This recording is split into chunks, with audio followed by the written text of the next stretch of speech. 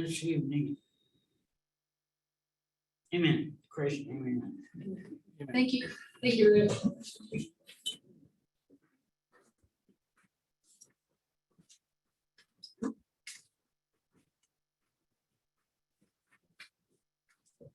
All right, welcome everyone to Tazlina's first Community Wildfire Protection Plan meeting.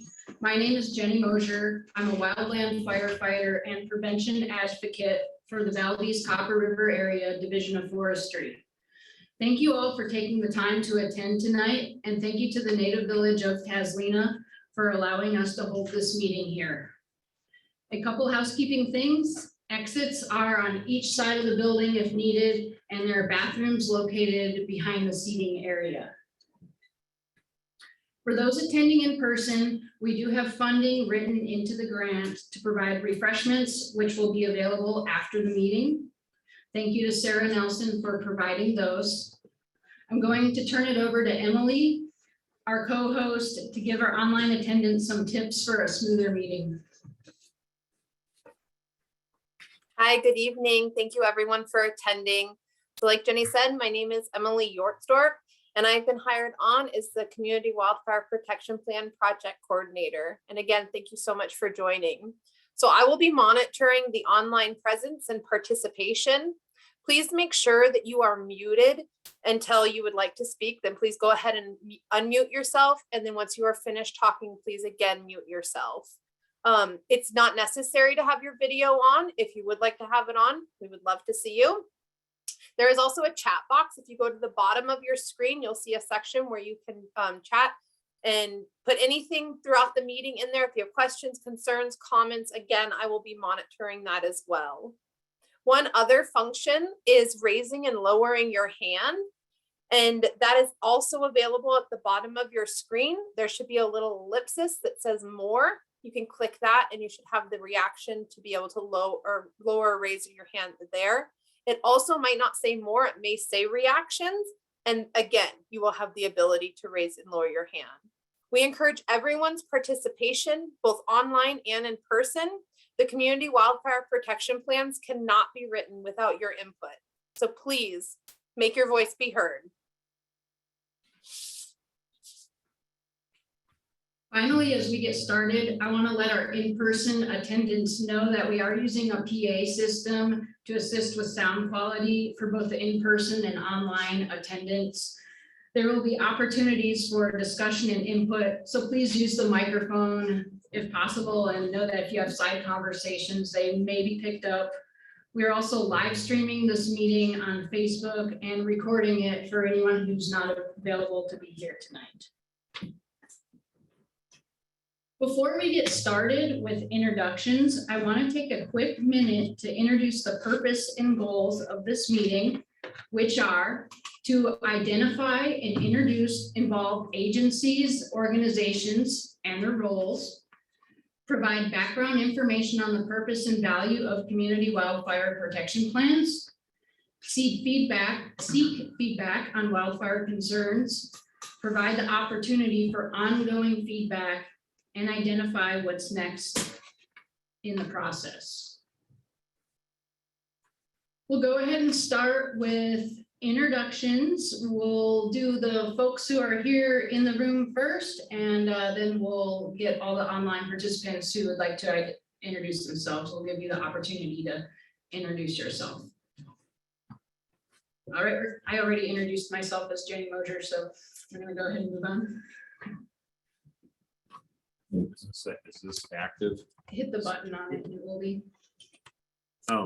My name is Mike Trimmer. I'm the fire management officer for the Valdez Copper River area. So my role in this is I wrote the grant and I supervise the people that are administering it. And I'm the protection agency for all lands in the Copper River Basin, including federal, BLM, native, ANCSA, and private state property. And I'm really happy. I'm excited about this. Rick was part of the first one, that first stab at this in probably sometime in the mid-90s. I remember that. So we're excited to see this to completion. I think it's going to lead to really good things for the community of Tazlina. Thank you all for your participation. My name's Andrew Coulter. I'm one of the wildland fire technicians for the up at forestry. This is my 8th season up there. I've been really advocate on this program, especially the past 2 years, trying to make sure that we get these WUI grants and these CWPPs up and going, so we can make sure that our area and our lands are protected, our homes. I'll be the guy behind the camera.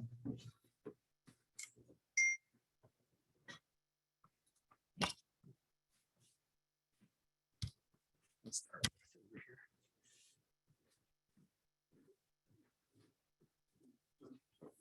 here.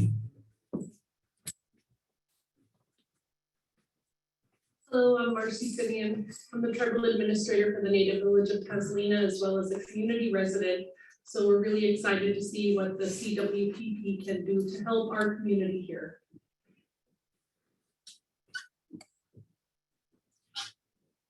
I'm Rick Young. I'm a program manager here at Tazlina over several programs, one of them being hazardous fuel reduction. And Tim and I have worked on this before, so I think it'll go pretty well.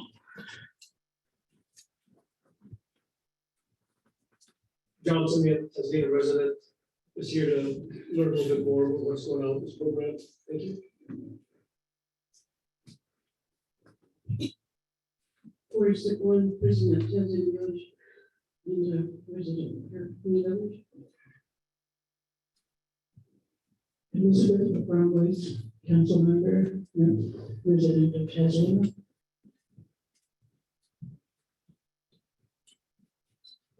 Luke Cabbage, president of Tazlina.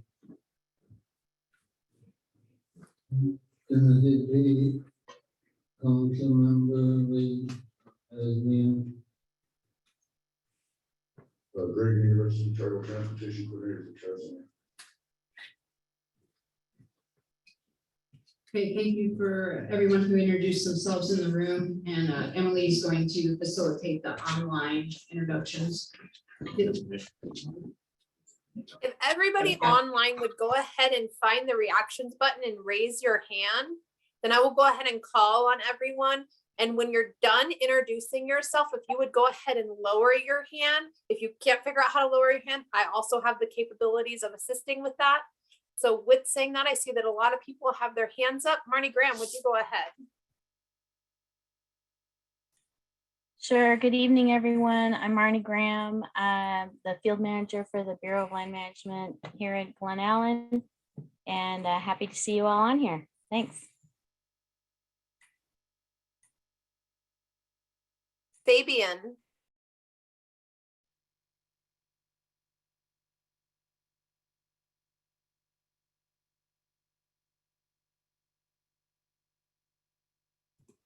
Up, it looks like you're muted, Fabian. Okay, let's try this. Can you hear me? Perfect. Yep, we got you now. Okay, my name is Fabian Kern. I am the regional forester with the BIA Alaska region down here at the Juneau office. Thank you so much for joining. Thomas St. Clair.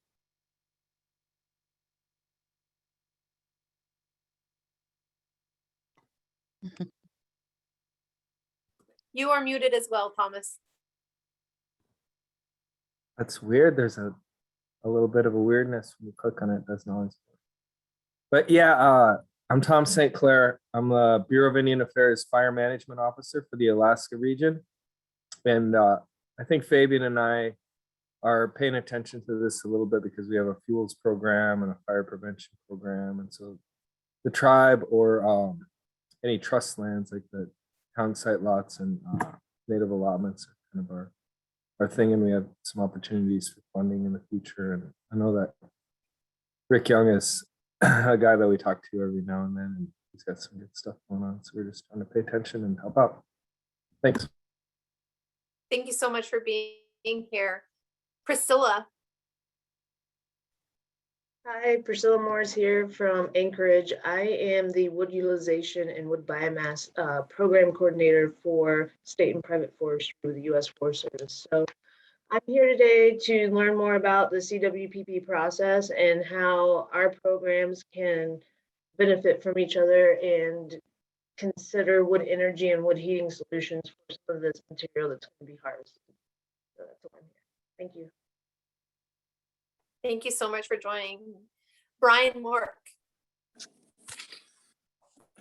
Hello and good evening, everyone. Brian Mork here, joining you from Fairbanks. I am the Assistant Fire Management Officer for the Eastern Area National Park Service, and that includes Wrangell St. Elias, and I'm glad to be here. Thank you all. Thank you. Zach Jacobson. Hi, good evening, everybody. Zach Jacobson here. I am the operations foreman for the Valdez Copper River Fire Protection Area. Mike is my supervisor there, Trimmer. And I'm here to provide support for Emily and Jenny and pay attention to where these plans go as the process unfolds, because at some point, I intend on providing support to them with organizing manpower and other types of operational functions when those operational phases come into play. So I'm here in the background and in support for the area.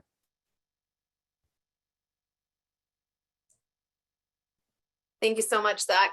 Devaney. Hi, this is Devaney. I'm a consultant working with the Native Village of Cluticaw on their community wildfire protection plan. And I've also been involved in a lot of the biomass projects around the region. So I'm just here to listen and learn. Thank you so much for joining. Sunshine. Hi, my name is Sunshine. I'm an interested resident. Thank you so much for being here, Sunshine. Ben Seaford.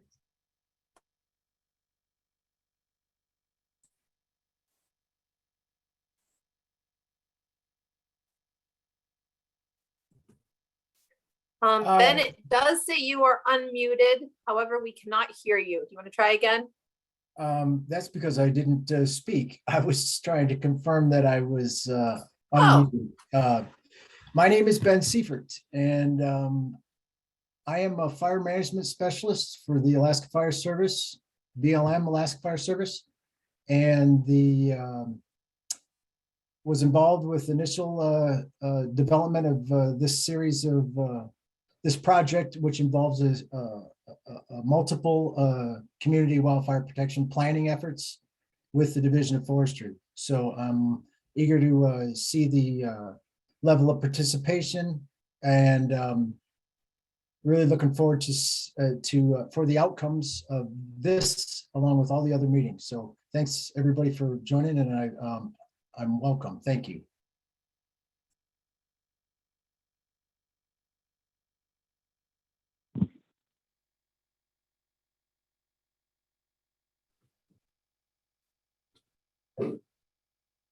All right, I understand Emily's having a little bit of difficulties with her computer, so I'll go ahead and hopefully not miss anyone on the online introductions. Scott, would you like to introduce yourself?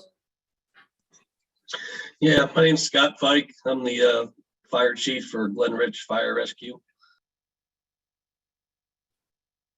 Thank you. Katie? Good evening. I'm Katie Babowski, and representing the Babowski family, we are Tazlina residents. Okay, and Donna, I don't believe you've introduced yourself yet. I'm Donna Renard. I'm the Indian and Child Welfare Act Coordinator for Native Village of Tazlina. I'm also a tribal elder member. Thank you for joining us. Katie Finnison. Katie Finnison with Autna Incorporated. I'm the Land and Resource Specialist. I'm involved with Native Village of Cluticaw's biomass plan that they're getting up and running, and they're the Copper Center CWPP. So I'm just here to follow along on the conversation related to anything on Otna lands and biomass programs. Thanks. Thank you. Peter, if you haven't gone yet. Peter Biskind and Carrie Smith, residents at Surprise Lake. Thank you for joining us. Anybody else who hasn't gone yet? I'm looking through the list. It looks, let's see. Hi there, can you hear me? Yep, go ahead. Great, I'm on the phone. And this is Carrie Whitmer. I'm the External Affairs Officer and the Team Lead for Interpretation and Education at Wrangell-St. Elias National Park and Preserve. All right, thanks for joining us, Carrie. Latonia? Hi, my name is Latonia Lambert, and I'm the Environmental Coordinator at Native Village of Tazlina, and I'm also a Tazlina resident. Thanks. Thank you. Janelle?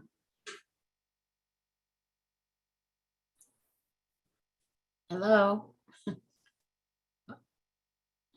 I just got on. I don't know what's happening. Hey, Jenny, I just got back on as well.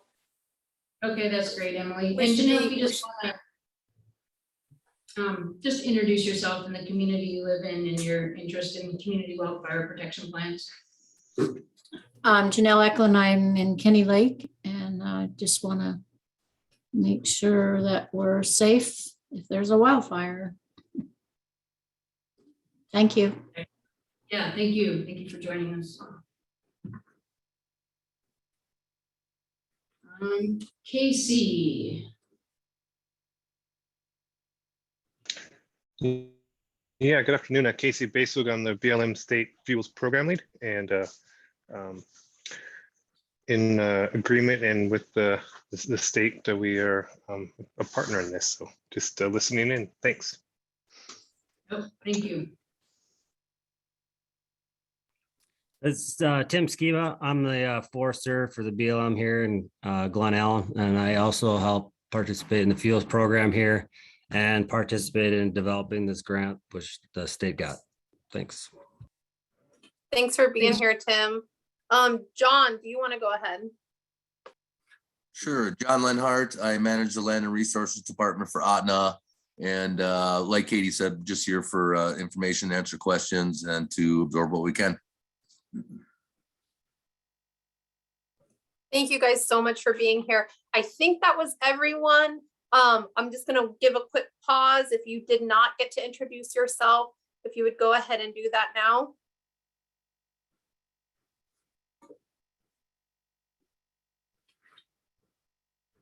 Okay, hearing no one else. Thank you guys so much for introducing yourself. One other thing I just want to add before we dive in, for those of you that are online, if you could please find the chat box and go ahead and write your full name, your first and last name, as well as your email address. That would be very helpful for us. Thank you so much for everyone for attending. Yep, thanks again for joining. It's really encouraging to see all the community and agency support here tonight.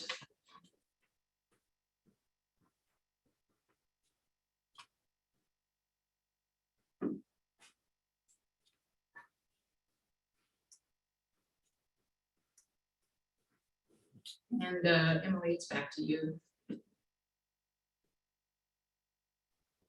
Sorry, I got distracted by the chat box and everybody's emails coming in. Thank you guys so much for sending those. All right, so a little background information. The Copper River Basin Fire Management Area encompasses 21.5 million acres, and over 20 communities exist within a fire-dependent ecosystem that is naturally burns. The Alaska Division of Forestry has statutory fire suppression responsibilities through agreements with the National Park Service, Bureau of Land Management, including native allotments. Preparedness and planning are our best tools in reducing the impact in the event of a wildfire. So Chitna, Kennecott, McCarthy, Glen Allen, and Strelna are all communities that have CWPPs that have been identified to update. Communities that are going to be getting new community wildfire protection plans is the Kenny Lake area, including Willow Lake and Upper Tonsina, Copper Center, including Clutacah and Silver Springs, Tazlina, Lake Louise, including Crosswind Lake, Solana and Abesna, as well as Mendelton and Nelchina areas. So where does the funding come from? The Division of Forestry is working with the Bureau of Land Management Glen Allen Field Office as a federal partner through a Good Neighbor Authority grant to create and revise community wildfire protection plans for the Copper River Basin. The National Fire Plan of 2000 and the Healthy Forest Restoration Act of 2003 were created in response to increasingly intensive and devastating wildfires from the last couple of decades, particularly within the Western United States. Through legislation, funding is available to address better management of fire-prone ecosystems where people live, commonly referred to as the wildland-urban interface, or the WUI. So community wildfire protection plans include a community assessment that identifies values and risks, identifies elements of community preparedness that's already in place, an action plan of measures that can be taken to reduce the threat and impact of wildfires, focuses on creating defensible space around structures, and it must include collaboration and community input. Community protection plans benefit your community by empowering the community to be proactive in wildfire prevention and protection, confirming the VFD importance and can future back funding efforts for the VFDs, improve collaboration and effectiveness of local fire suppression resources and community preparedness. Once a plan is in place, funding sources such as the BIA or Wildland Urban Interface, the WUI, grants can be obtained to meet the goals of the plan.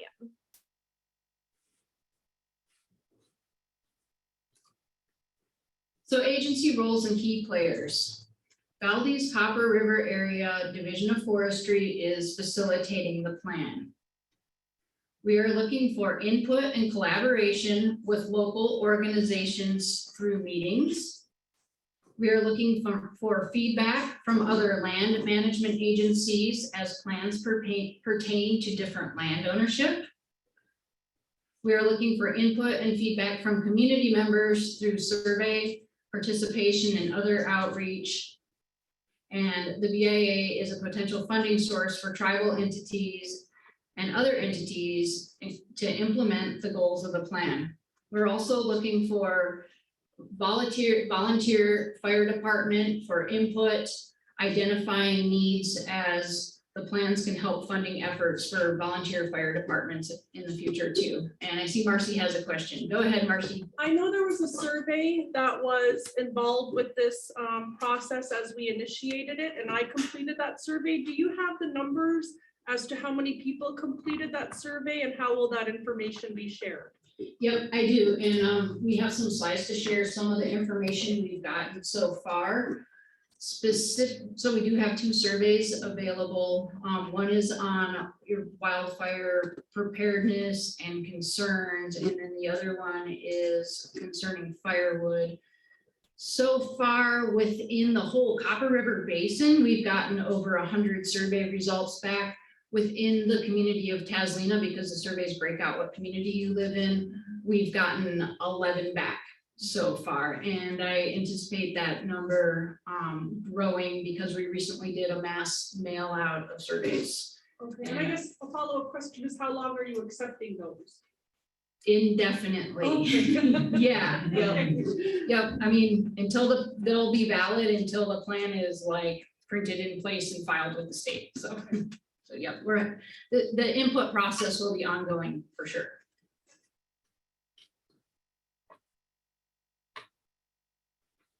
So I wanted to speak a little bit about some of the current hazardous fuels reduction projects that the Native Village of Tazlina has already been doing.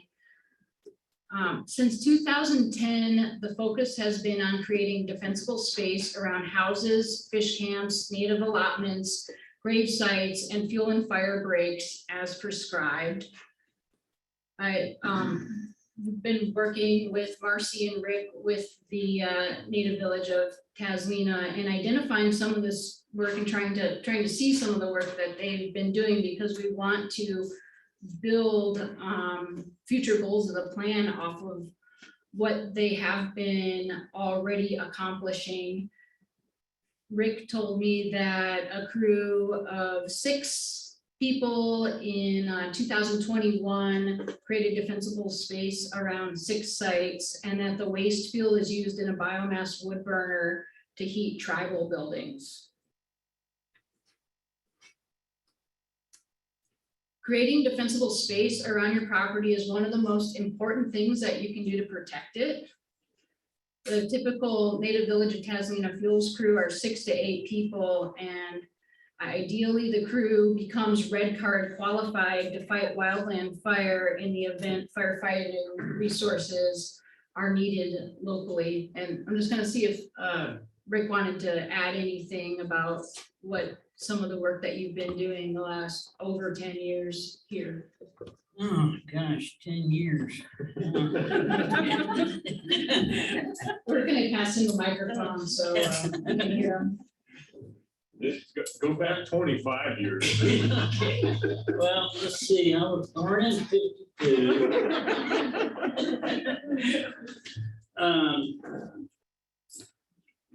Yeah, I guess I've always been interested in the firefighting aspect of it, and I've seen lots of damage due to fires, and like the old Caney Lake fire, there was 8 homes burned, I think, and it's just a terrible thing. So it's so simple to alleviate your house burning. If I've watched a lot of slides of homes that were cleared by the defensible space firewise plan, and the people that did that, big raging fires just go around their house and leave them alone. So it's well worth it to clean everything away from your house. And what we do is we meet with the homeowners and tell them, you know, what we think would be best for their particular situation. And a lot of people want to stack their firewood right by the door where they don't have to go very far when it's cold, but that's not a good plan. It should be at least 30 feet away. There's a lot of little things like this that we go over with the homeowner, and there's more to it than just clearing around their homes, but that is important. And we have in the past were able to have a few guys red carded, and if Mike Trimmer or someone up there needed someone to fill out their crew, they could always check down here and see if we had it. And I'm hoping to start doing that again. And with the help of some of those guys and higher up the fire management specialists and BIA and some of those guys, I think we can accomplish that. So,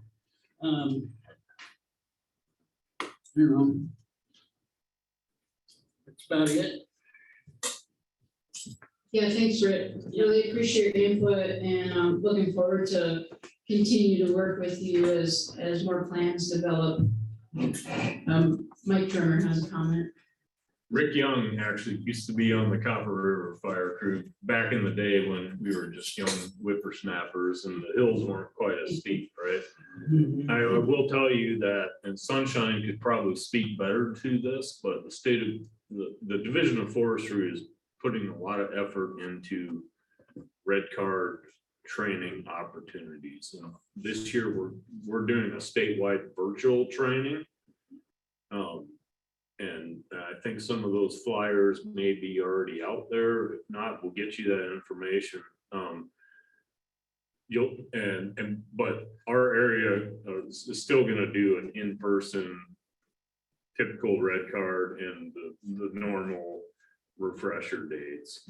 So I would just want to, we're just trying to create opportunity for more folks because there's not enough of us and there's plenty of work out there, and the red card is the key to that. So I'd appreciate, we'll make sure that you have that information. And we're trying to make it as easy as possible.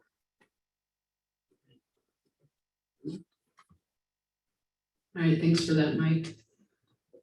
So while previously the Native Village of Tazlina has been working on tribal member lands, new funding opportunities are available for the Native Village of Tazlina to do hazardous fuels reduction work on non-tribal member lands. And we're just gonna see if either Thomas or Fabian wants to, they're with the Bureau of Indian Affairs, if they want to speak a little bit more to those potential funding opportunities. Yeah, this is Tom. If the mute thing is working, I can talk to you. Basically, it's basically called the Reserve Treaty Rights Lands Program, and if the tribe has a project that they want to request funding for, this program is designed for non-tribal lands that they have an interest in, and I think they just have to get a good proposal and get some cooperating agencies. And there is a requirement for some non-fire related funds from some entity, which is not a really hard bar to make because someone's doing a fish project or moose habitat project or some other land management project in the area, but it enables the tribe to coordinate a little bit. And they just need to have a tie to the land and a reason for historic use and current use of the land to make it work, which is also not a hard bar to make when you live there. But yeah, I'm available, and we have a fellow Chris Fryer on our staff, a fuel specialist. That's his job. So yeah, that's cool. Thanks for the bullet. Yeah, thanks for speaking to that, Thomas. Looks like we have a question in the room. We're gonna pass the microphone.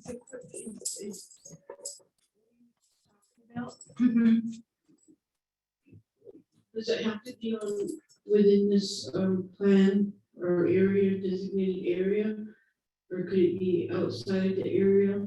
If we decide that we want our tribal site protected because we think it's important for that site to be protected, but it's outside the area, could we write a grant and get for that land? Yes, you could. So any funding that the Native Village of Tazlina applies for and is managing, then you will be able to manage that money as you see fit and per the parameters that the grant is written. So even though we do have a planning area that we're looking at closely for the Tazlina area, when we do a risk assessment of the area, any funding you get can be used outside of this planning area. In addition, we're looking for the whole Copper Basin to be covered under one CWPP or another. We have 10 total communities that we are addressing with community wildfire protection plans.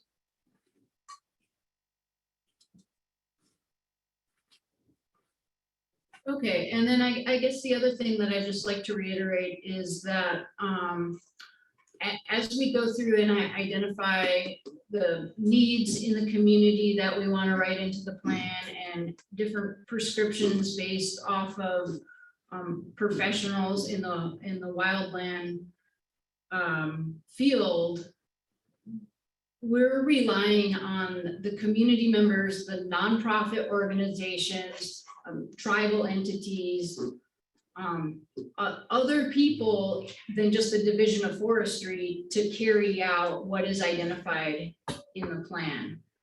So even though the Division of Forestry may obtain grants to help support creating defensible space or hazardous fuels reductions or fuel breaks, if they're prescribed, it's not going to fall solely on our shoulders. We need all agencies that are involved to take a part in what they're capable of to see the plan through.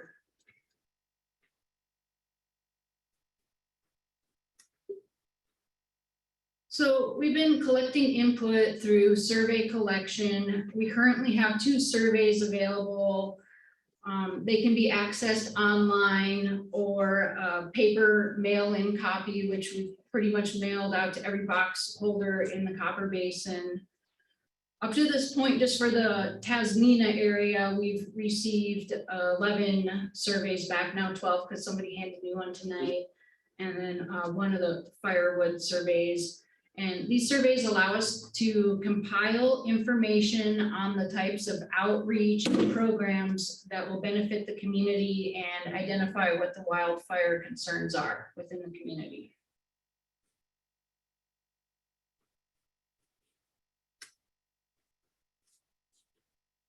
Taking these surveys is the best way to have your voice heard. One of the things we're looking to identify is what percentage of people have taken action to mitigate wildfire risks around their property. Of the folks who've answered for the Tazlina community so far, less than half have. As well, we're looking to see if you consider your home defensible in the event of a wildfire. If it has adequate access, referred to as ingress and egress for both you and fire personnel and apparatus. We can look at these results and see where we can address areas of concern. And in addition, if there needs to be more programs to help families plan how they will respond in an emergency. These and other questions, including some open-ended ones, are asked in the survey to help determine the needs and concerns within the community and guide the goals of the plan.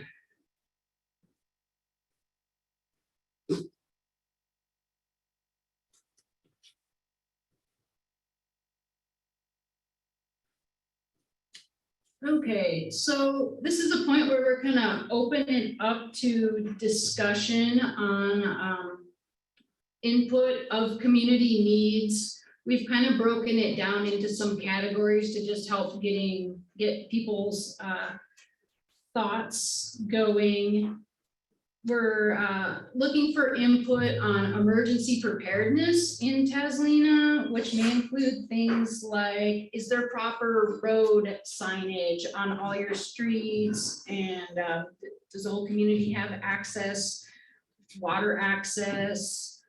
The community outreach and education category includes what types of programs might benefit the community, things like Smoky visits, coming to community events, or more Firewise or VFD training programs, fuel reduction areas. That's where we want to identify areas that maybe have high fuel loading or are high use areas that may need attention. And treatment and disposal examples might be if homeowners have a way to dispose of woody debris if they are cleaning up around their property. So we'll go ahead and open it up. I'll see if folks here in person have some comments they want to share. I know Emily has prepared a document where she's going to be typing things down as people say them. I'll be taking some notes too, and then we'll be looking for anyone online. If you raise your hand, we'll call on you to provide your input.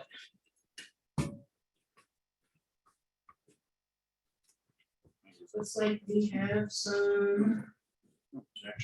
Matt, it's gonna start.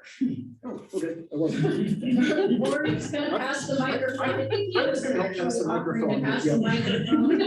But if you have any input to provide. Nothing like getting put on the spot, Matt. I took back over the mic. I have a question actually, and then maybe some comments, but I'm kind of wondering what's the status of the Archdiocese property? Because I'll I'll tell you this because I'm quite familiar with the Tazlina community, and to me, that's the danger spot. That's where the recreational, the fish wheels, camp, the record, and it needs a lot of work, but it's not. I just want to know where we're at with that, with Tazlina Village acquiring that property.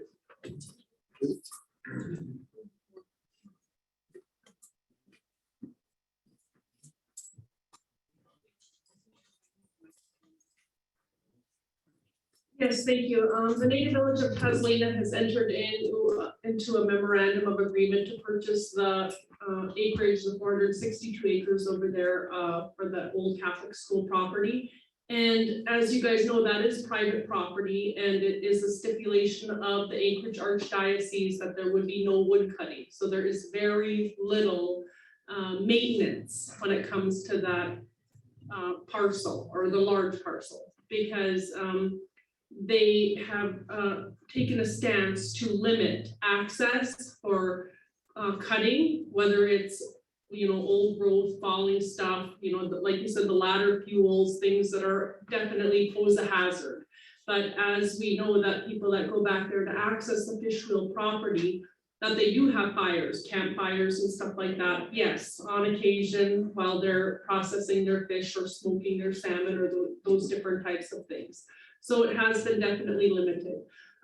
We are looking at securing and finalizing that transaction by September 2022. So once Tazlina becomes the landowners of that, it will be the village's responsibility to ensure, trespass, fire safety, all of those factors that come into effect when we're looking at being landowners of that property. Did you want to add anything on that? I'm sure Dorothy is excited as. Well, I'm sure she's with us. Yeah, I know she is. Yeah. We've talked about this. Yeah. Multiple times. So I know Gloria had a question too. Did you want to add something about the questions that they had up there? I thought you had your hand up. I again, did. but- I was just listening to you and I forgot what my question was. Oh, sorry. I did want to add too, that when it comes to response and access, that definitely is a concern in our community as well as the region as a whole. We've had multiple house fires, we've had multiple urgent calls and situations where our first responders are not necessarily seasoned in our community and they don't know where they're going. And that is very concerning because there isn't proper identification on roads, there isn't proper identification on house numbers or any of the types of things that you can see in a larger community. And I mean, how do we communicate those things? And that was one thing that we kind of as a village want to assess, because especially when it comes to the elderly in our community or those that are high risk that need attention immediately, well, even more so than others because their ability to react to emergency situation is declined. How do we make sure that those responders are available and knowledgeable about where they're going? So I would reassert that that is a very big factor here in Tazlina. I would say it's not necessarily the responders, it's the dispatch in Matcom in Palmer. And so I hear the frustration, I hear it on the radio all the time. I try to intervene when I can, but I get you loud and clear. Yeah. And they always change it. They seem to figure a system and a process out, and then they try to make it more complicated or convoluted, and then we have to relearn new systems, or they're constant. I understand that emergency response is dynamic, and we're trying to do the best that we can. But when systems that are in place are constantly growing and changing, it seems like there's very little grasp of the certain system that they have before they move forward to something else. And it's hard to express that when you're in a rural community unless you've lived here for a long time.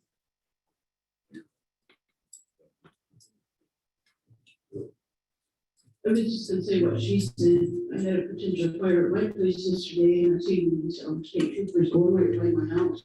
Right past. School Road. Yeah, and then they realized that if they turned around and came back to my place, because they didn't know where I lived. So that's something the state needs to work on with this whole plan, is to identify where the fish camps are, identify where the homes are. You know, my house is numbered. I mean, people had the number, communicated with each other in different agencies. They'd see that number 8 in my house, they would know it. And when it's on my house, all you gotta do is look at beside the door, there's a number there, it's easily identifiable, it's on the school road. Basically, yeah, their house on the left, they said. Yeah, I hear that a lot clearer. The other thing is, I was wondering about the schema and how that will interact with this. We used to have, we need to update our emergency plan, but we had an emergency plan in place for any kind of emergency. We need to work on that, but we have people assigned to do different things. If there's ever an emergency, who would be the contact person, the lead contact? Who would be directing other people? We need to work on that as part of our strategy. But we had that in place at one time, it needs to be updated. People are passed on or not here anymore. So that needs to be done. And that's something we need to communicate with your plan as well. So you will know who to contact. And all the other agencies will know who to contact. If there's an emergency, go to this person. You know what I'm saying? Yeah, I think writing an emergency plan and then sharing it so there's common knowledge of it is important. It looks like we have, Rick has a microphone here now, and then we'll jump to some online folks I see have their hands up. Yeah, I just wanted to comment on one thing Gloria was talking about. I think it's a good idea to have the emergency people involved, knowing where the homes are. One of the only problems with that is that if you make it too public, then everybody in the world knows where you live and all of that too. So They know because of Google right now. You don't, all you guys need to look at Google and they know. yeah, okay. I was just curious your thoughts on that because I know the BIA lost their ability to be on the internet for I don't know how many years because they put some names on their houses in their fire protection plan. Does Tazlina Village have a representative in the local LEPC meetings? Is that attended by anybody? Yes. But you know, there's some of those efforts going, but you're right. Without local knowledge, it's anybody's guess where you're gonna end up. I mean, you know, old rich, new rich, slamming the business. It's just it's difficult, and without that, and being dispatched or primary 911 from folks that have absolutely no clue. I often get called before a 911 page goes out saying, you know, does this make sense? And it doesn't make sense. And you're exactly right. Those are the kind of things, that's why we're doing this, right? So those are the kind of concerns we want to identify and that we can pursue funding, whether it's us or some other agency. You need this planning document to support it to be successful. So that's exactly what we're looking for. I appreciate that. That would be one of my top priorities too. I'm gonna let Scott go ahead and speak. Hello. I just want to address the, the locations and responders and things like that. I mean, we have a lot of new people in the community. We also have a lot of people that have been here for a long time that are on the Glen Ridge Fire Department. And, even there's so many people that come and go from this place that, yeah, you've lived there for 20 years. Yeah, somebody's gonna know where you live at. We also have a lot of new people here that nobody even recognizes the name when it comes over the radio. So it's, it's twofold. As far as the fire there on School Road, we were never given a house number over the radio. We were given third house on the left. That wasn't an accurate description. It was a third house on School Road, but it was not the third house on the left. And that's what we were going after. But this happens all the time. And as Mike said, we're dealing with dispatchers that are over in Wasilla. They don't have an idea of what we're dealing with out here. And it does fall back on a lot of local knowledge. But the other side of that is the LEPC and stuff that Mike spoke of. I've been to those meetings, and the telephone company has a wire to pretty much everybody's house. The electric company has a meter on pretty much everybody's house. Those companies have GPS coordinates of those houses. They will not share them with us because their lawyers are afraid of somebody suing them for giving them personal information. But if you want somebody to show up at your house in a timely fashion and not run up and down the road trying to figure out which house it is, that's one of the things that you have to give up for that to happen. We can't respond without that kind of information. We don't have any physical addresses out here. Everything's a box number. It's the third house on the right where the crow sits on Tuesdays kind of thing. I grew up in the same area in Ohio where I grew up at. You just knew where everybody lived. You knew what they drove, things like that. But we do have a lot of transient people here, so it doesn't always work out, and it causes us a lot of problems. Both forestry, us, all the fire departments here, the ambulance, everybody has a problem finding addresses. So, the information's there, just needs to be shared with us. And, if you're worried about everybody knowing where you live at, well, that's not true. The fire dispatch system is a secure system. It's, not everybody can just get on there and, oh, so-and-so lives at this address. I mean, you can find more information on Google than you could through our dispatch information. And I have spoken to MatCom. They have a program. If we could provide them with physical addresses or GPS coordinates of houses, they have a program they could drop it right into for us. They'd actually be happy to drop it into for us because it's less work for them.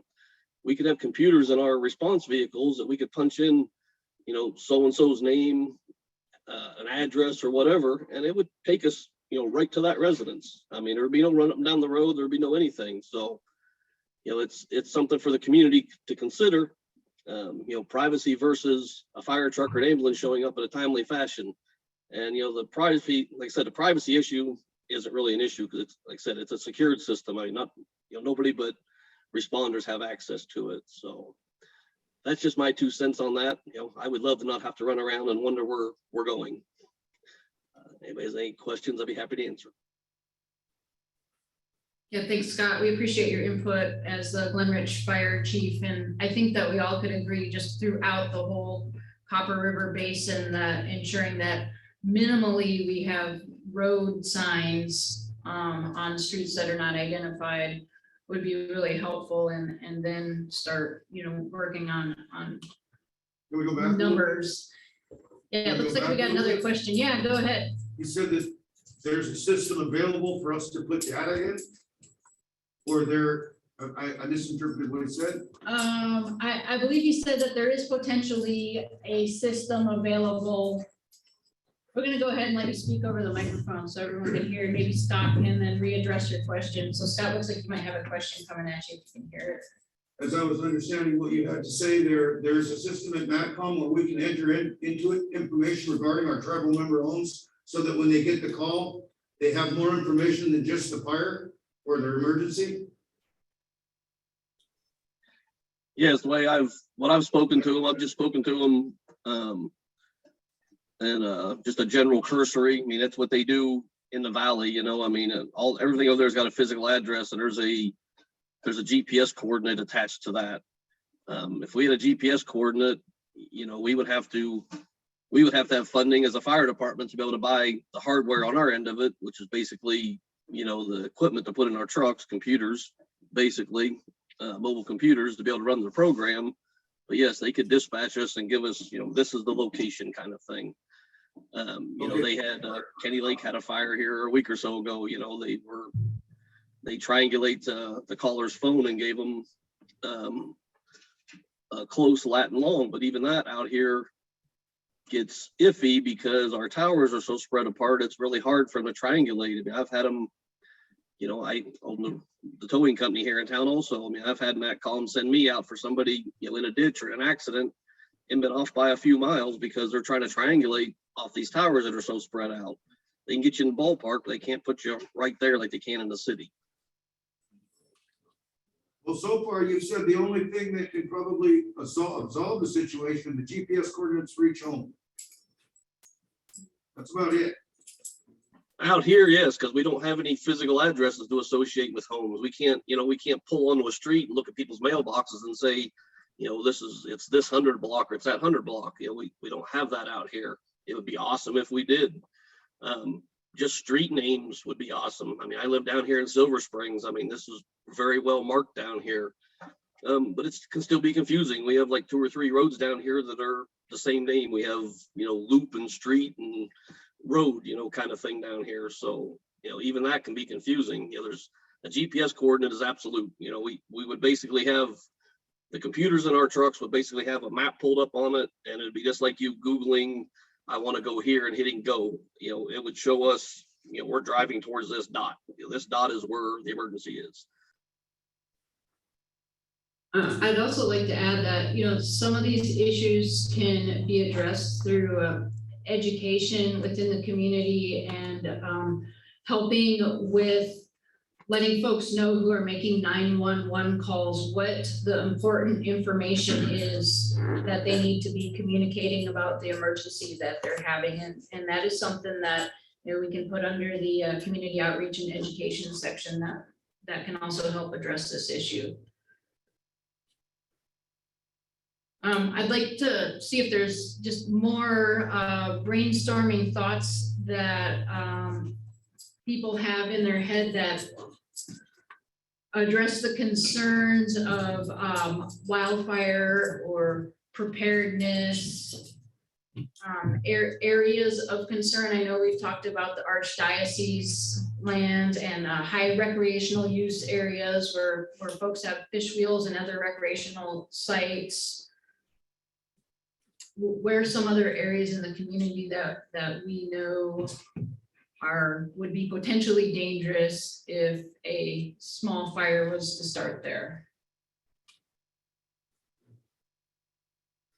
The pipeline, we have the pipeline running right through our community. And even though they do a pretty good job of clearing their access and their right of way, with regards to that line, it is still a very concerning factor. It runs right over our river here.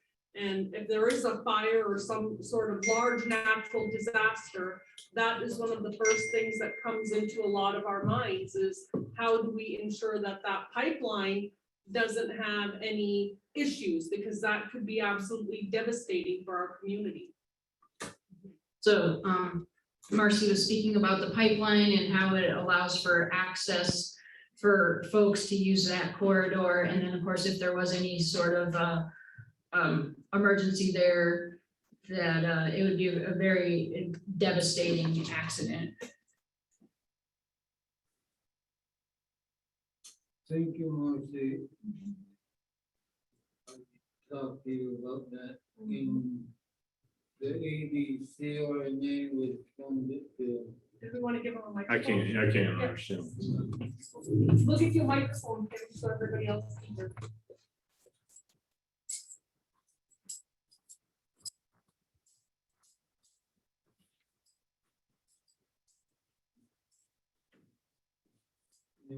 In the 80s, CRNA was funded by the state, I guess.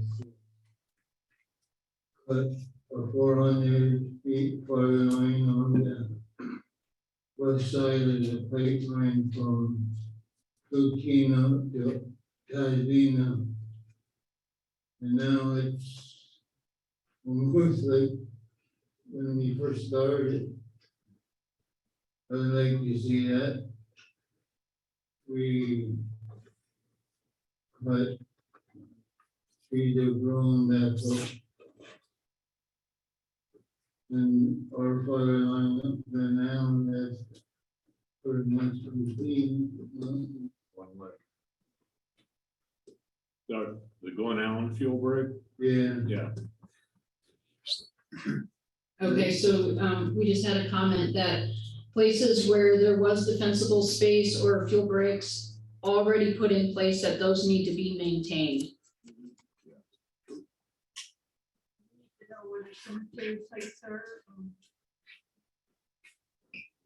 Right now, there's families that have cemetery sites, you know, where those are, but in each of the main building or have places set aside for cemetery sites. You know, I have a cemetery site, and we may do that in the future. And so those are something that need to be concerned about. Having, because as we grow, we're gonna need places for the community. Okay, so I heard identifying and maintaining cemetery sites and just keeping proper clearing of brush around them.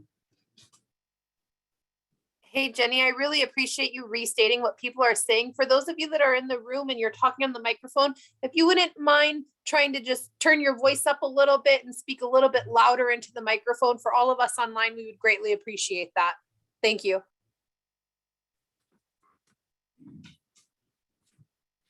I have a question for the native village of Tazlina, possibly Rick, who looks like he's going to get coffee, but. He's out here. Yeah, so I understand that through the, they have a wood lot where woody debris is being stored and used to heat their tribal buildings. And I'm wondering if any community members can dispose of woody debris there. No, I see a shaking the head, no, so it's just what your fuels crews remove, it gets taken there, is that correct?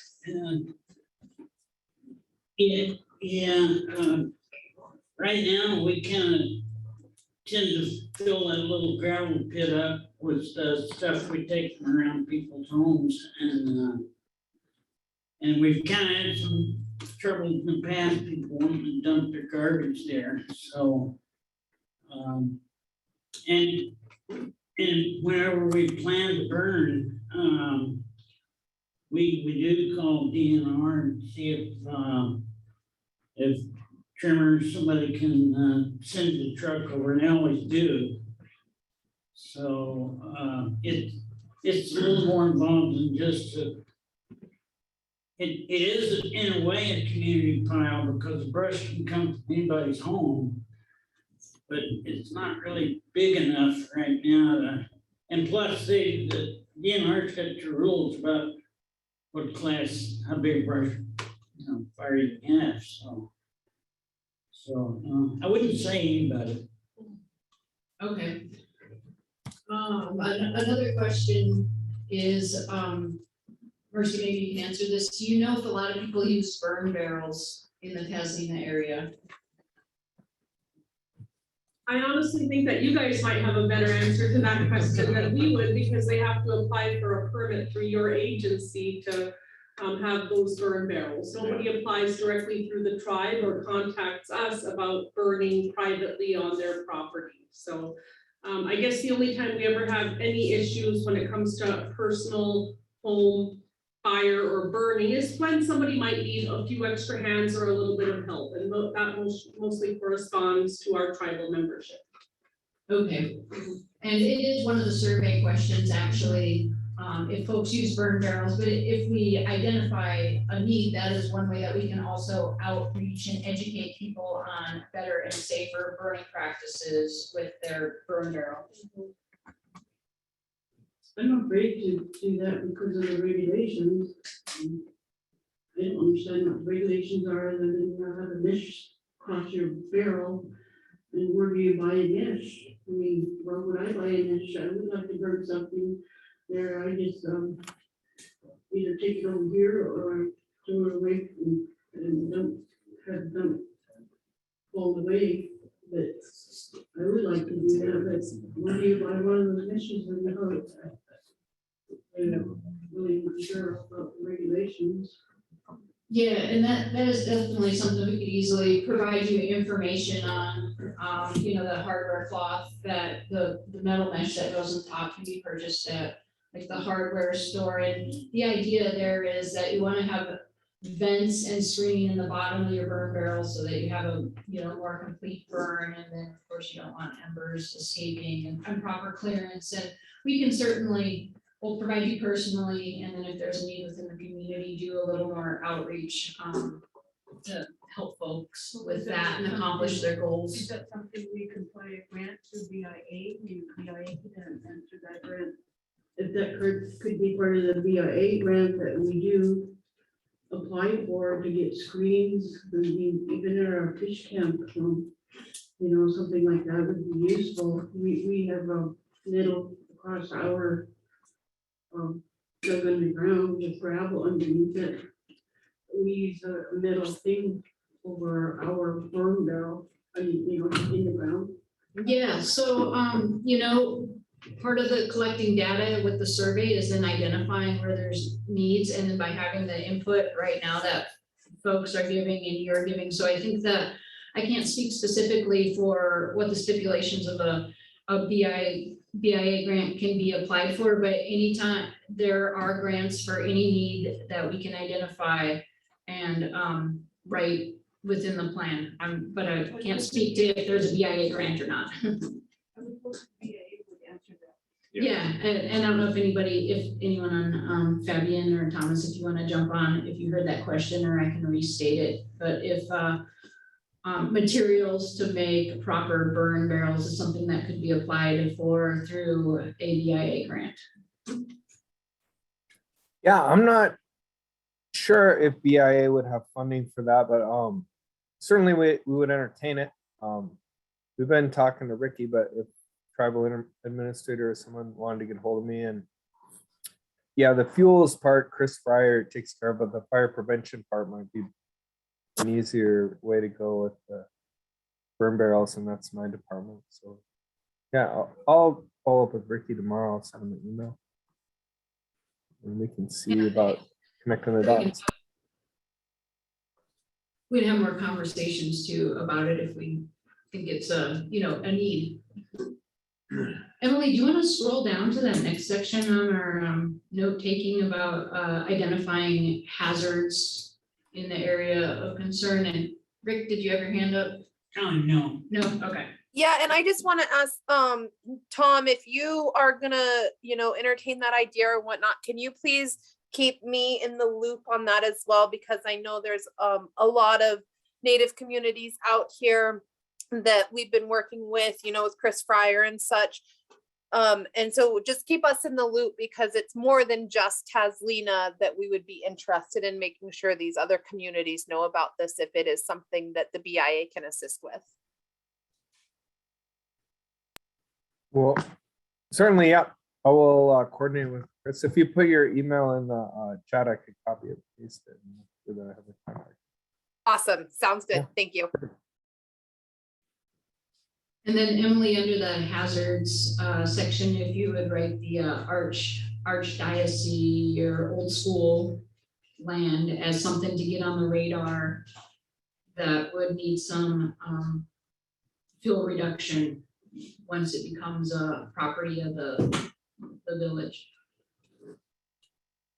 And then I want to open it up too for just a little more brainstorming from everyone. If concerns that you can think of that we want to direct attention towards as we are looking at our risk assessment and identifying areas of concern, roads that have trees right up to the roads that if they were to catch on fire or there was a county fire where evacuation might be an issue, are things we want to look at. Areas where there's tall grass that's dry in the spring before green up are areas of concern to us, because fire can travel very rapidly through them, through those fine fuels. Things like junk cars can be a concern. It looks like Rick might have some input here. Yeah, it seems like sometimes I don't want to mention stuff because it seems too obvious, but I think with everybody that's here, maybe it's not so obvious. So I think we probably need a few more fire breaks, and I'd like to work with DNR and, you know, and their staff on Tazlina land, where do you think we should put one? And that's one thing that could help us here, aside from cleaning around homes is very important, but. Yeah, we'll continue those conversations. Another thing I know that I've spoke with Rick and Marcy about is there is a new subdivision identified for development that the housing authority has. And my question was, when those houses are developed, can they be fire-wise? Can defensible space be created around them as they are built? And that sounded like something that the native village of Tazlina would be able to use their fuels crews to do as new houses are put in. I'm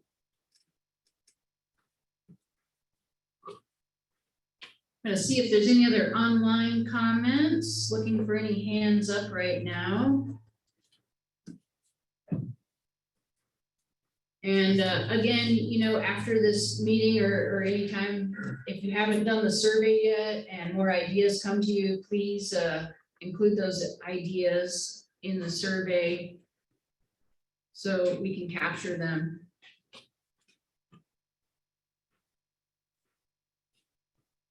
So let's see, I see one more hand up here, Gloria. Sorry.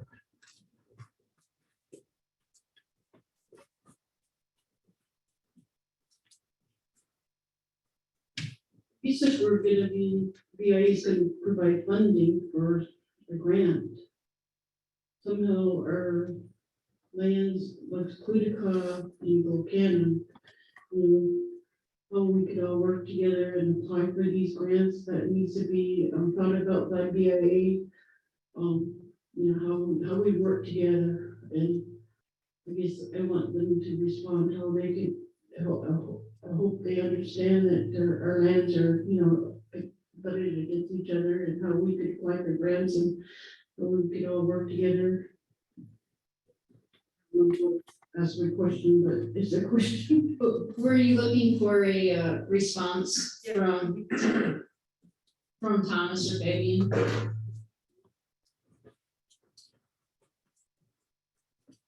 Could you restate your question one more time? If we all work together, I mean, if we're all writing the same grants, then we're all competing for the same grant. How can BIA let us all work together, or we all work together for these grants, because it's gonna be a competitive process, I would believe, I think. And, you know, how can BIA assist us in helping working together? So, Thomas or Fabian, is this a competitive process for applying for grants? And would it be beneficial for some of the native entities to work together on sharing grants? Yeah. I can talk about it. This is Tom.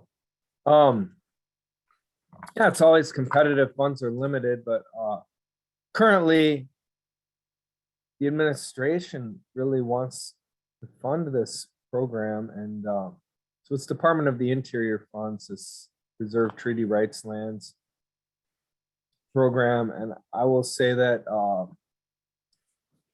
you could have submitted a proposal anytime during 2021 and gotten it funded. We didn't get enough proposals, so it depends on how many proposals we get, how competitive they are. Those are the ones for the non-trust lands that the tribe has an interest in coordinating. And then the tribal lands funds, which Ricky's been getting for several years and dealing with. Yeah, those are forecast to increase as well. But yeah, it's my job to talk to people and help work that out and make the competitiveness of it make sense. Like, we want to put the money where it can do the best. And we also want to put the money where people are actively interested in doing projects. We don't just want to force people who aren't willing to do this type of work, do it. And so I think you're probably going to be pretty successful, and so are the other communities that are doing CWPP. But I guess is my last statement. But we'll work with you. Okay. And I also just wanted to add that the BIA is not the only funding source to support the goals in the plan. There's other federal grants, for instance, Wildland Urban Interface grants. We abbreviate them and call them WUI grants, but they are also available to meet the goals of the grant. There's grants that volunteer fire departments can apply for that can help increase their resource needs or training. So that's why we want to look to try to identify these things so that it can be a backing document to support a variety of grants.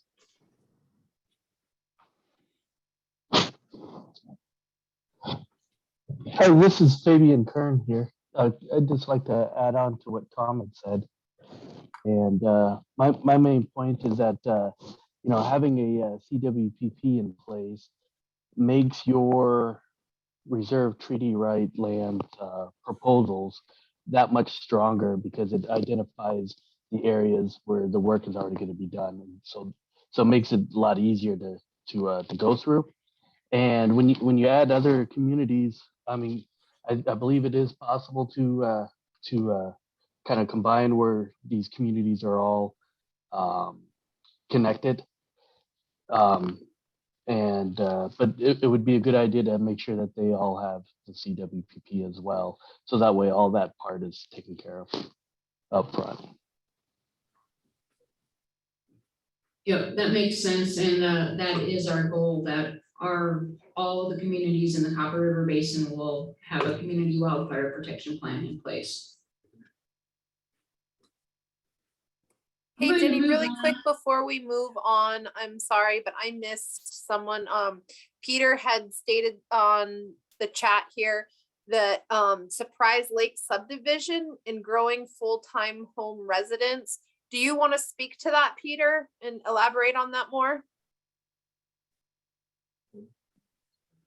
Yeah, I guess just, hearing a lot about we're new residents, I guess, having lived here for just over a year full time, but five years in and out. And just seeing growing households in the Surprise Lake community subdivision. I think this year there's 3 full-time households here, and I know that there are more people planning on building and being down here, and we're pretty far removed from all of the mentioned communities, Kenny Lake being the closest, which is still 15 or 16 miles away, and we did have a neighbor's house burned down this summer. So definitely, we're very interested in trying to get as many resources down here as possible. Can you tell us, are you south on the Richardson from the Edgerton? Approximately what mile marker are you at? We're at milepost 69 on the Richardson Highway. It's called Surprise Lake Subdivision. There are lots on both sides of the highway. And there's a small airstrip as well. And a small lake, Surprise Lake. I am familiar with where you're at, and that area is included in the Kenny Lake Community Wildfire Protection Plan area. And in addition, if you want to get on our contact list, if you have your email listed, we'll make sure that we get it and keep you informed for those meetings. And of course, we're happy to have you here. Thanks for joining us on this meeting too. Yeah, I guess just the last question, does Kenny Lake have separate meeting times that we can get on? Because just on the flyer that we saw, I think this was the only link along with the Glen Allen meeting.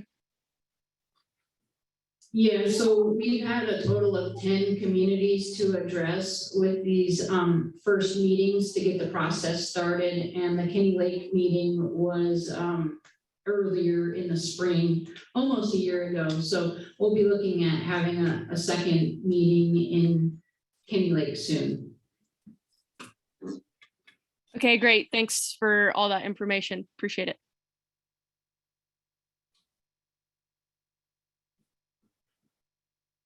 I have a question on your map there, Jenny. Yeah. Like one kind of protruding area. And that, sorry, I guess I'll just clarify my question for those online. There, when we're looking at the map, there's like a protruding area that doesn't seem to have any homes or anything. Why is that kind of encompassed in the CWPP? So are you looking at, on the southwest side? Okay, so let me Hey, Jenny, explain can you this. restate her question for us online? You use your mouse to show. Yeah. So What is that? the question is, why does this boundary line, why does it follow, oops. Why does it come out? So basically this planning area, it includes a corridor of values at risk and a bordering adjacent lands. And it also is meant to include areas of cultural significance, and it defines the urban wildland urban interface area. So typically we don't want to just look at the land immediately where the values at risk or where the homes and development are. We look at the lands further out, because if a fire were to start in those areas, it could be a threat to the community. So a general rule of thumb that we kind of look at is maybe at least 3 miles from the community. You want to look at the surrounding landscape, and instead of, it basically follows an elevation line to be specific. So that's the 1500 mark elevation line that we went out a certain distance from the community and then followed that 1500 line. It's not a hard cut line. It's basically saying that we're looking at the land a little bit further out from the community to see if there's potential or need for fuel reductions to happen there. Because again, if a fire was to start that close to the community, it would be a threat to the community. So these planning areas typically incorporate what we call our critical and full management options, which means if a fire does start there, they receive full resource attention to suppress the fire in order to protect the values at risk. So when we do our risk assessment, this is the areas that we'll be kind of looking at with the microscope and saying, okay, let's look at different fuels maps. Let's look at, beetle kill. Let's look at the recreational sites and trails and pipeline and that sort of thing. And again, it doesn't limit how funding can be used. It's just the area we're looking at for planning purposes. It just looked odd. So I was Yeah, just asking it's- for clarification, because I'm sure you guys have your data and you're supporting. It's a drainage. I don't know what creek comes down that drainage, but it is a drainage. Okay. Yeah. Um, This is the Tazlina River Yeah. here, and then this is some sort of feeder drainage or that. Nickel Creek? I think what is Nickel Creek? Off the Tazlina? And we also included the buffer around the river because of the potential for recreational sites and cultural sites that you may want to do more protection on. Does anybody else have any other questions or comments about this?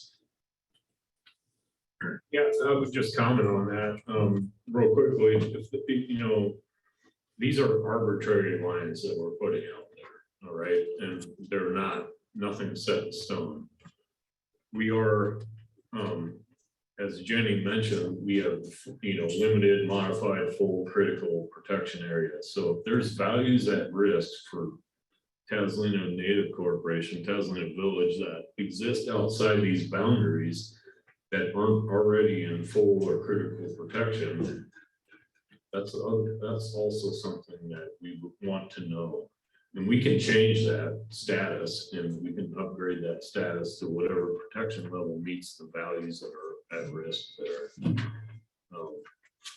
But I really, if I've heard a lot of good things out of this conversation, my top three priorities, if I was going to write this CWP without any community input, have already been mentioned. So that's exactly why we're doing this. And, it'd be access, egress, defensible space, and the seasonal nature. For me, the threat for Tazlina is pre-green up. There's a lot of dead, dry, cured grass, fast moving. They'll definitely take out homes though. And so this is exactly why we're at this.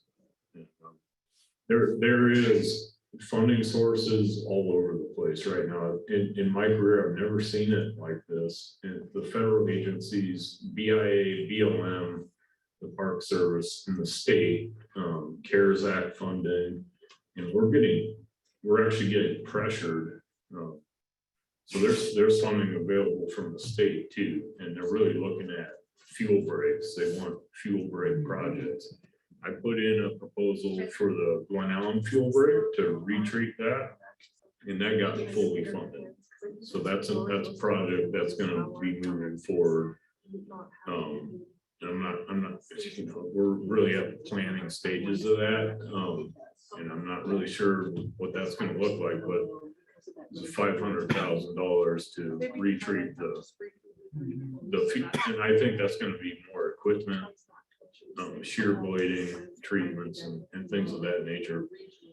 And I'm also putting a second proposal in for a basin-wide program for defensible space, kind of what we did similar in McCarthy and Glen Allen with previous WUI grants, which comes from the U.S. Forest Service.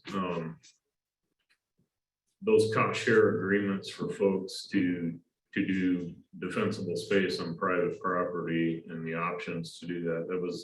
That's the highest success that folks can do. So I'm encouraged by the conversation and the input tonight. And this, like I said, is the first of one of 3 meetings. We're going to have 2 more. We're going to take the information and continue from the surveys and keep developing it. And we'll be back here, at least 2 more meetings before this is finalized for Tazlina Village. So this is great input tonight. It's actually what I expected to kind of hear, what I was hoping to hear. One more thing, control burns. Prescribed fire. Yeah. Prescribed fire, control burn, and actually help. Yeah. Speed and. We, the biggest one for us is phase 3 of Alphabet Hills, which is kind of Lake Louise country. Unfortunately, we weren't able to pull it off this summer. It was, say this, there was a bald eagle home within the burn area. So it was there's a process of permitting from the Fish and Wildlife Service to take, and that couldn't be done in a timely enough manner to pull off the prescribed burn in Alphabet Hills phase 3 when we were in prescription. And it does bump into the wild and scenic corridor up there in the West Fork of the Golcana River. So but that's the really next main one planned. I know the Park Service has some plans for some fuel breaks out in the park. Mostly probably McCarthy, Kennecott, Strelna type area. And those are just getting underway too with this influx of funding and focus nationally on fuels and treatment and, preparedness and planning prior to spending so much money on putting it out.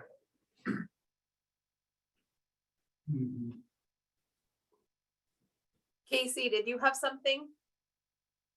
Yeah, I was just gonna add to what Mike was talking about a little bit earlier about funding, and it may have came up before, but I had to step out a little bit earlier. But just to, add on to about the funding for on the ground work in this process of the risk assessments and CWPPs is that the BLM is currently funding a portion of this. We started the process with getting into an agreement with the state, who is the Department of Forestry, who is the experts down there and have the protection for all the lands down there, including the BLM lands. And so we plan to continue, and we're actually in the process right now of putting some more money into a Good Neighbor Authority agreement to do work on the ground around the communities down there. And we'll continue to do so in the future. And just to add on to it too, as far as the funding availability is right now, we're looking at an increase in these fuels funding, and also into the future, potentially and most likely another uptick in increase in funding. So that's good news, and we'll hopefully we'll be able to continue to assist with funding and doing some work on the ground out there. And we also probably we'll have some BLM specific ones that will be doing the work directly on as well. So it's good news, and like he said, there's a lot of partners at play in here, and funding sources that money can come through. So that's it. Thanks. Yeah, thank you for jumping on. Before I move off the planning area slide. Oh, it looks like we have another question. All right, go ahead. No, we have tribal members that live outside our area. They have native allotments in Kitty Lake. We have native allotment up past the County Airport. I know you'll be working with Otna and probably Gokona in their area. But, how will we be contacted as a native allotment owner that's outside our boundary area? How will that be coordinated?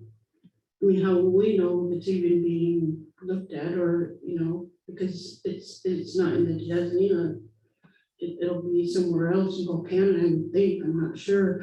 And then the ones in Key Lake have native allotments down there. Who's gonna, they're tribal members of ours, but how are they gonna be addressed? I guess it's through the priority, or I'm not really sure how it all works, I guess. So we would encourage property owners who have property in other CWPP areas to attend those meetings. For instance, if you have property or a native allotment in Kenny Lake, then attending those meetings would be helpful. Unfortunately, I can't really expand the map that I have on my computer, but because of just the way it's embedded in the PowerPoint. But if you look at the little corner section of the map, it kind of shows where the boundaries of all the CWPPs meet up, and there is no non-coverage areas with them. So I don't know if folks can see the cursor who are online, but the blue area right here is the Tazlina CWPP. Oops.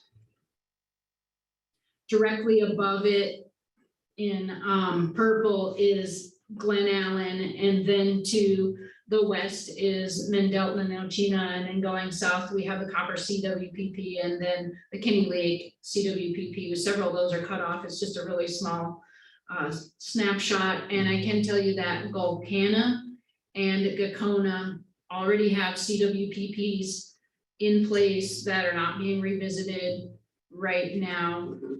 But as far as the other CWPP areas where we're updating or creating new ones and doing planning, we're using the newspaper, the radio, social media, email lists, any way possible to get out when we're having meetings, and providing your email address. The surveyor at a meeting will get you on an email list to keep you updated on when those meetings are going to be. So hopefully that answered your question. So we will have an opportunity to go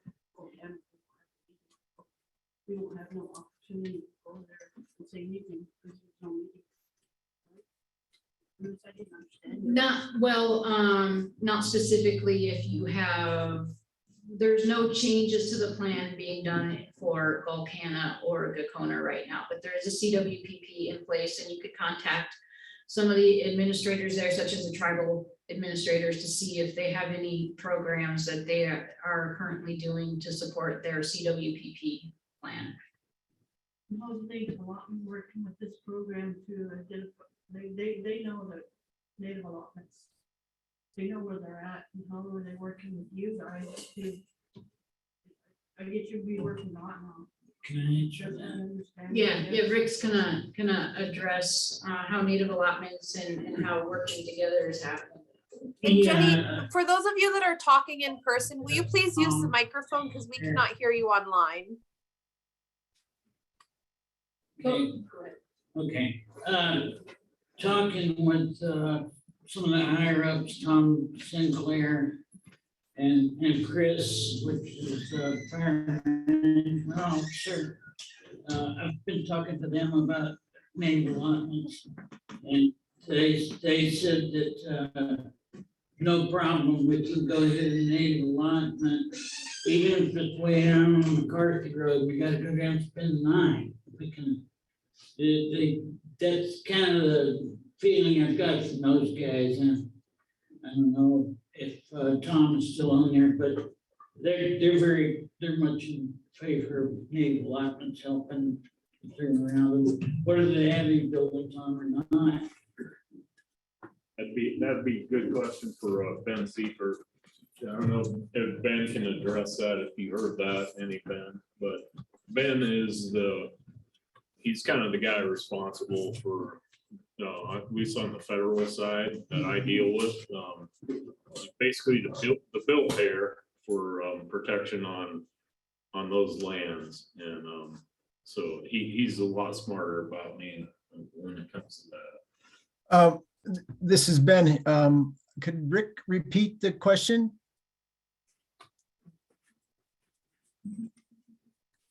Yeah, it was kind of a glorious question about how can we protect the native allotments? And I know that the BIA has funds through the hazardous fuel reduction program that they'll let us do that, so. No, we can go, I asked them if we could go down to McCarthy Road because or won't mention the name, but our elder across the road here that died, he's got a native allotment down on McCarthy Road. And they said we could go down and work on that. If Tom, I see Tom's got his name there, well, maybe he'll answer that too. Did I answer your question? It wasn't really a question, Ben.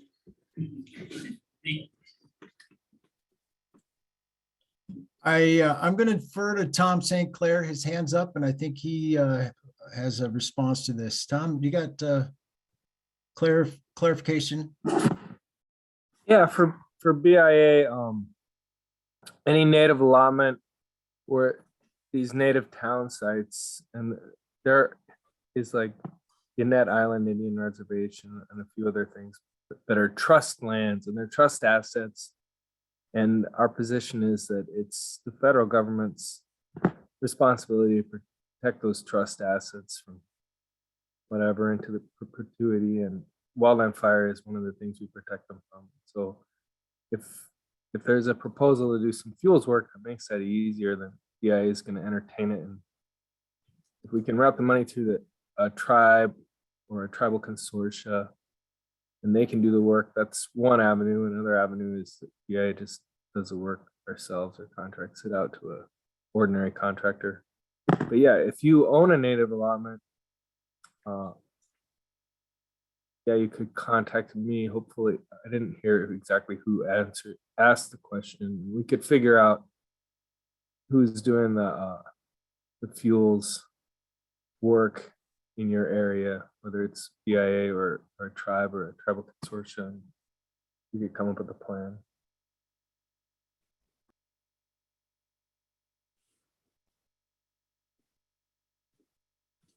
So even outside of the boundaries, You're talking about, Tom, even outside of the boundaries of Tazlina village land right here in our little group. If it's way off somewhere, we can still go clean it, right? Yeah, that's right, Rick.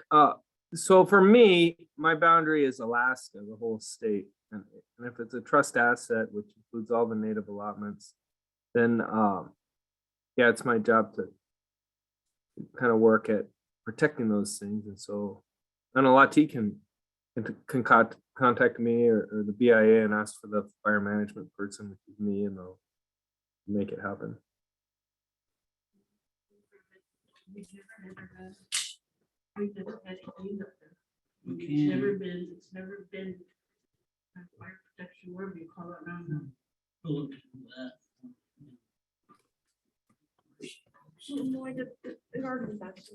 Okay, thanks for the clarification and appreciate the questions and different folks jumping in to answer them.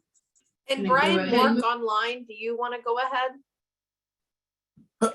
Oh, okay. Thanks, Emily. Brian Mork here with the National Park Service. And we have done some proposals along the McCarthy Road, and my ears perked up when I heard that mentioned.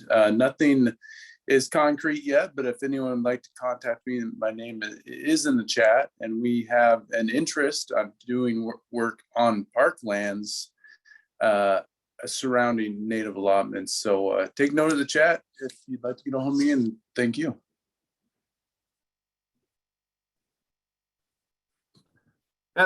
So this is Tom St. Clair again. I never got the name of the person who's asking the question, or I couldn't hear the last follow-up, but what Brian Mork said is exactly right. Like, whoever's the land manager surrounding the allotment could do something off the allotment, and BIA could help do something on the allotment, or help contact the surrounding landowner.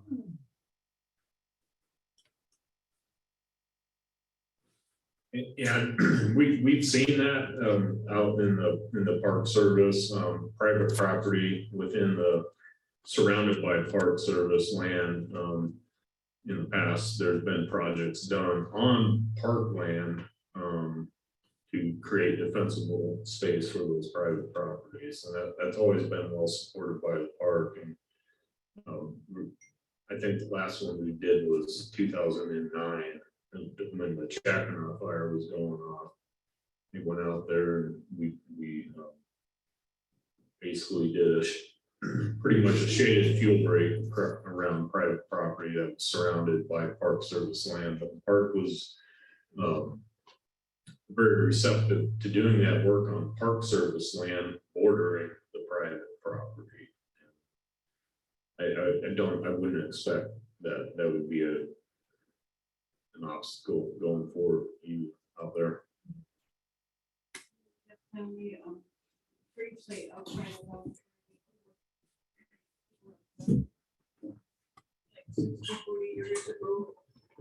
have a family gravesite up at Dry, which is outside our area. I mean, of course, we want that protected.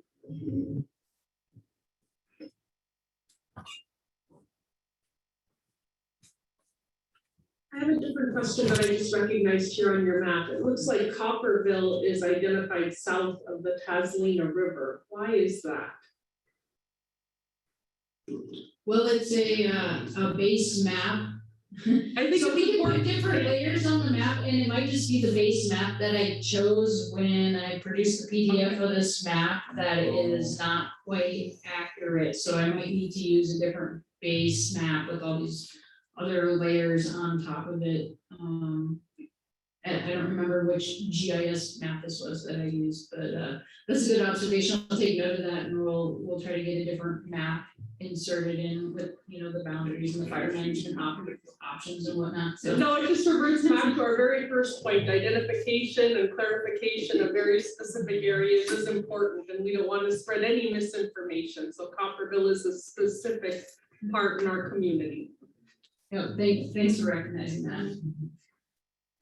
So we are pretty much, we're drawing to a close. We have just a couple closing slides left on, how you can find out more information, how you can continue to provide input. So I'm gonna go ahead and go into that.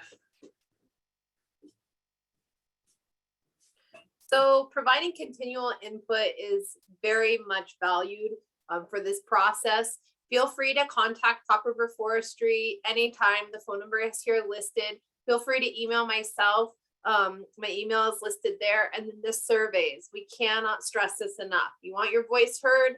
Do the surveys, please. We are looking at them every day, and we are looking at them specifically for specific communities, but then we're also looking at the whole Copper River response area. So please make sure you do the survey. And then for any more information or resources, you can go to the two web addresses here, or you can simply Google Alaska CWPP or Alaska Firewise for more information. So those of you that have questions and concerns about, oh, is my home Firewise? If you go and you Google Alaska Firewise or follow the link that's listed here, you can find all sorts of information that can help you with that.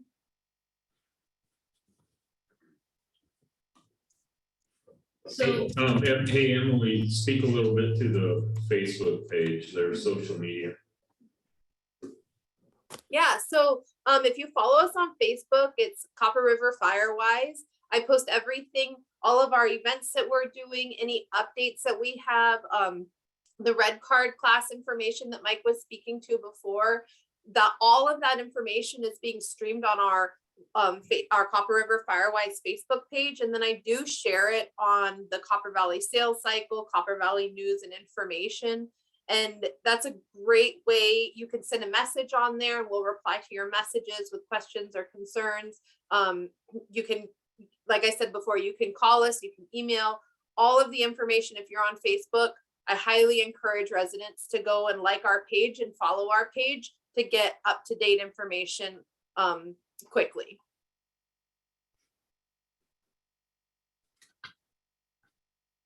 And then as well as we put all of the information in the newspaper and on the radio stations as well. yeah, thanks for that, Emily. We've definitely been making a big effort to get the word out as much as possible through multiple sources. So. And hey, I just want to say one more thing. I know somebody had mentioned before that the information, the flyer that they got in the mail just had the Tazlina and Glen Allen meetings. Those are the last two. This is a work in progress. We're learning as we go. So this whole mass mail out, this was a brand new thing for us. And we're really glad that people are looking at it and providing us input and feedback. And you should be getting another one here in the next few months with the next phase of information. So when the next meetings will be for meeting number 2. So kind of wrapping things up, I want to leave you with what to expect next, which will be continued meetings with local organizations to expand on needs and priorities. We're looking for continued community input through the survey process or contacting us directly. And as revisions take place, another public meeting will be scheduled to seek input on the plan. Additionally, Tazlina may want to consider becoming a nationally recognized Firewise community. This designation is a way for communities to show pride in their fire mitigation efforts. There are only 2 other communities within the state of Alaska with this status, one of them being the McCarthy-Kennecott area. Becoming a Firewise community involves a community organization or a tribal entity filling out an application, the community showing progress towards achieving the goals outlined in the plan, and holding 1 community Firewise day per year. This is the end of our presentation, and I'll just see if we have any other further comments or questions. All right, I see Katie, go ahead. Yeah, thanks, Jenny. I know it's so hard to tell with COVID and everything else going on recently, but do you have a general or an estimate on when we can expect the next meetings to kind of roll out? I know, as field season approaches and everything else, it's going to get pretty busy. Do you have just kind of a general idea of how quickly or these meetings are going to take place? So Katie, Glen Allen is the last community to have the first meeting with, and then we will make sure we include you, but we will quickly be planning those second community meetings in all communities. Our Glen Allen meeting is February 22nd, and we anticipate with a little bit more addition of staff not slowing down as much as we had to during fire season this past season. So even though I can't give you an exact date right now, we'll be looking at scheduling those really soon in the upcoming future. Sure. I just want to just clarify the date for the Glen Allen meeting. It's February 2nd. Oh, yeah, I kept thinking Tuesday, and I guess I was thinking in 2022, but yeah, thanks for clarifying that. That's super important and it's right around the corner. All right, thanks.